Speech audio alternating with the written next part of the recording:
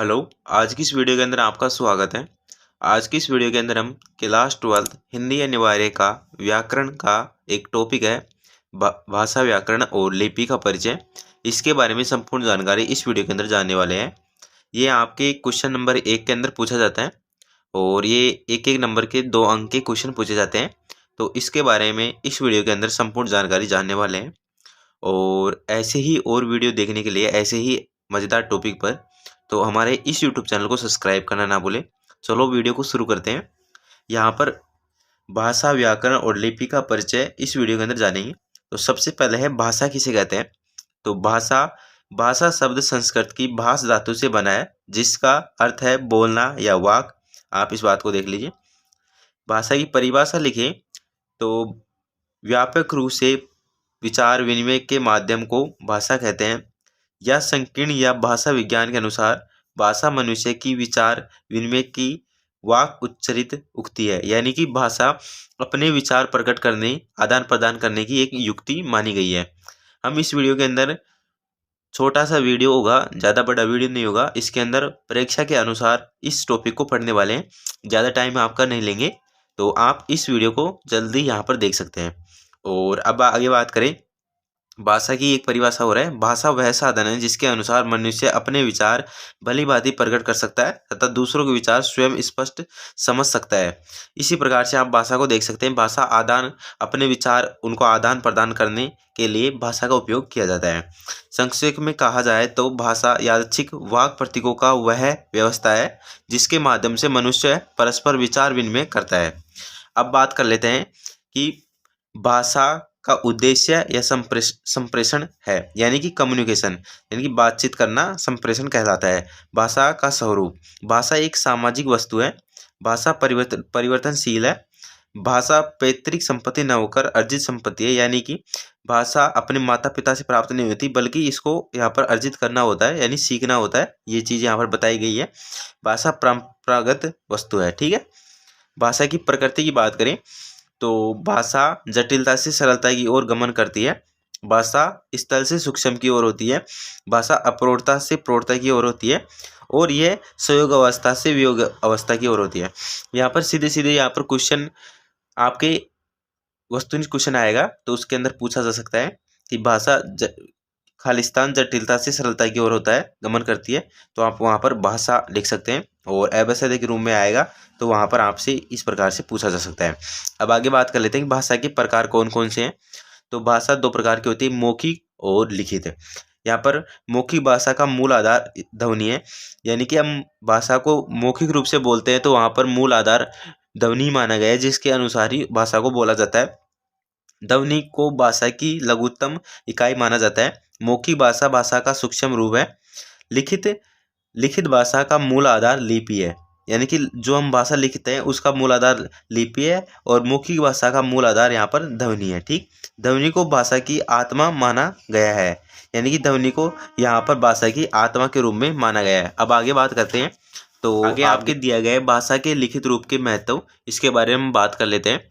भाषा को स्थायित्व देने, इसके क्षेत्र को व्यापक बनाने तथा सतत विकास के लिए भाषा का लिखित रूप महत्वपूर्ण होता है। और भाषा के महत्व की बात करें तो भाषा समाज सभ्यता और संस्कृति के उन्नयन की परिचायक है। भाषा संस्कृति मूल्यों की सहायक होती है। भाषा मनुष्य की व्यक्तिगत व सामाजिक उन्नति की परिचायक होती है, यानी कि भाषा के महत्व, भाषा क्या क्या काम आती है तो आप अपने अनुसार भी लिख सकते हैं और इसके अंदर जो दिया गया है उसको भी यहाँ पर पढ़ सकते हैं। अगर कोई भी क्वेश्चन आता है तो उसके अनुसार आप इसका आंसर दे सकते हैं। मैं यहाँ पर आपको जल्दी जल्दी पढ़कर सुना रहा हूँ, तो आपने पहले भी यहाँ पर पढ़ लिया होगा लेकिन आपका रिविजन होगा। इसी प्रकार से आपको मैं इसी आधार पर बता रहा हूँ। ध्वनि की भाषा की इकाइयाँ कौन कौन सी होती हैं। भाषा की इकाइयाँ ध्वनि, वर्ण, अक्षर, शब्द, पद और वाक्य, ये आपकी भाषा की इकाइयाँ होती हैं। इसी प्रकार से आपकी पूछी जाती है ध्वनि क्या होती है। भाषा की सबसे लघुत्तम इकाई यहाँ पर ध्वनि कहलाती है। वर्ण को क्या होता है कि ध्वनि को दृष्टिगोचर कराने वाले प्रतीक को यहाँ पर वर्ण कहते हैं। अक्षर ध्वनि की वह लघुत्तम इकाई जिसका विभाजन नहीं किया जा सकता, उसे यहाँ पर अक्षर कहते हैं। शब्द वर्णों के सार्थक समूह को शब्द कहते हैं। और पद किसे कहते हैं। वाक्य के प्रयुक्त प्रत्येक सार्थक शब्द को पद कहलाता है। वाक्य किसे कहते हैं? शब्दों के सार्थक समूह जो अर्थ एवं भाव की दृष्टि से पूर्ण एवं सुस्पष्ट अभिव्यक्ति को दर्शाए, उसे यहाँ पर वाक्य कहते हैं। अब आगे बात कर लेते हैं, आपके आगे है, अब हम आगे बात कर लेते हैं भाषा के विविध रूप। मूल भाषा कौन कौन से रूप है? मूल भाषा, विभाषा, बोली, मानक भाषा, राष्ट्रभाषा, राजभाषा आदि यहाँ पर भाषा के विविध रूप बताए गए हैं।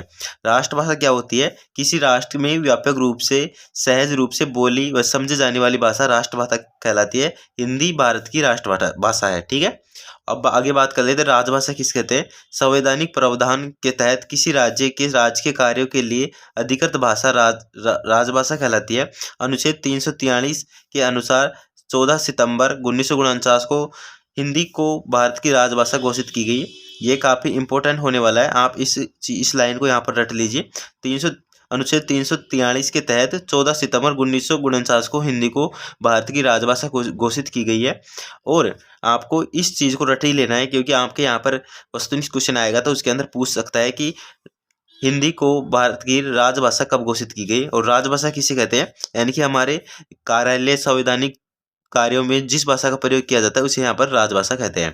अब आगे बात कर लेते हैं कि हिंदी भाषा का परिवार कौन सा है, हिंदी भाषा की उत्पत्ति किस प्रकार से हुई। तो यूरोपीय भाषा समूह है, उसके अंदर दो भाग आते हैं, सेंटम और कैंटम। जो सेंटम आता है वो भारत और ईरान के समूह को आता है, जिसके अंदर कौन कौन से रहते हैं? ईरानी, दर्द और आर्य रहते थे। इसके अंदर आर्य से यहाँ पर संस्कृत भाषा का उत्पन्न हुआ, और फिर संस्कृत से पाली आई, पाली भाषा, फिर पाली से यहाँ पर प्राकृत भाषा, फिर यहाँ पर पाली प्राकृत से यहाँ पर अपभ्रंश, और फिर यहाँ पर हिंदी भाषा का उत्पन्न हुआ। इसी आधार पर आपकी हिंदी भाषा आई। पहले आर्य से यहाँ पर आर्यों के द्वारा यहाँ पर संस्कृत भाषा का उत्पन्न हुआ, फिर पाली भाषा का, फिर प्राकृत भाषा का, फिर अपभ्रंश भाषा का, और फिर अपभ्रंश से यहाँ पर हिंदी का उद्भव हुआ। इसी बात को आप बिल्कुल ध्यान रख लीजिए। अब आगे बात करें तो आपके आगे इसी प्रकार से यहाँ पर दिया गया है, हिंदी के अंदर कौन कौन सी बोलियां हैं वो यहाँ पर दी गई है। अपभ्रंश में बोलियां, तो आप इनको पढ़ सकते हैं, और इसी प्रकार से आप आगे है। अब आगे बात कर लेते हैं लिपि की। लिपि क्या होती है? भाषा को अंकित या लिखने की रीति को यहाँ पर लिपि कहा जाता है। हिंदी भाषा की लिपि देवनागरी लिपि है। ओके, देवनागरी लिपि का प्रयोग हिंदी के अलावा मराठी, नेपाली, कोंकणी, कश्मीरी, सिंधी, संस्कृत, प्राकृत, अपभ्रंश आदि भाषाओं में होता है। इस बात को ध्यान रखिए कि आपके अंदर यहाँ पर बोर्ड एग्जाम के अंदर आ सकता है कि संस्कृत भाषा में कौन सी लिपि है, सिंधी भाषा के अंदर कौन सी लिपि है, नेपाली भाषा में कौन सी है, कोंकणी में कौन सी है। सभी के अंदर यहाँ पर देवनागरी लिपि दी गई है, जो आपको मैंने अभी बताई है। अब आगे बात कर लेते हैं भारत के अंदर लिपियाँ कौन से भागों में बांटी गई है। तो यहाँ पर ब्राह्मणी लिपि और खरोष्टी लिपि के अंदर बांटी गई है। जो आपके उत्तरी ब्राह्मणी है और दक्षिणी ब्राह्मणी जो तमिल के अंदर यहाँ पर बोली जाती है, उसके रूप में यहाँ पर बांटा गया है। अब आगे बात कर लेते हैं, तो आपके आगे है, इसी प्रकार से आगे दी गई है। यहाँ पर देवनागरी लिपि की विशेषता दी गई है कि देवनागरी लिपि कौन कौन सी विशेषता है। तो यह लिपि बाईं ओर से दाईं ओर लिखी जाती है, यानी कि आप देख सकते हैं यह बाईं ओर से यहाँ पर दाईं ओर लिखी जा रही है। तो यह देवनागरी लिपि का यहाँ पर उदाहरण है, और इसी प्रकार से देवनागरी लिपि लिखी जाती है। प्रत्येक ध्वनि के लिए एक निश्चित वर्ण है, यानी कि जो भी हम बोलते हैं उसके लिए एक निश्चित वर्ण दिया गया है। उच्चारण के अनुरूप लिखी जाती है, यानी कि हम जो लिखते हैं उसके अनुरूप यहाँ पर बोल भी सकते हैं। इंग्लिश के अंदर ऐसा नहीं होता, जो हम बोलते हैं उसके अनुसार उसका उच्चारण नहीं होता। लेकिन हिंदी और देवनागरी लिपि में क्या होता है, जिस प्रकार से हम लिखते हैं उसके अनुसार इसका उच्चारण होता है, और कोई भी वर्ण मूक नहीं है, इसके अंदर कोई भी शब्द यहाँ पर छुपता नहीं है। और यह वैज्ञानिक लिपि है। वर्णों का विभाजन उच्चारण स्तर के आधार पर है। पांचवा है सिरो रेखा का प्रयोग किया जाता है, यानी कि ऊपर यहाँ पर रेखा का प्रयोग किया जाता है। संसार की किसी भी भाषा का उच्चारण देवनागरी लिपि में किया जा सकता है, यानी कि मान लीजिए इंग्लिश है, कोई भी भाषा है, उसको यहाँ पर देवनागरी लिपि के अंदर लिखा जा सकता है। इस प्रकार से यहाँ पर दिया गया है। अब यहाँ पर व्याकरण के अंदर यहाँ पर टॉपिक दिया गया है, भाषा को शुद्ध बोलने व लिखने के संबंध में जानकारी देने वाला शास्त्र यहाँ पर व्याकरण कहलाता है।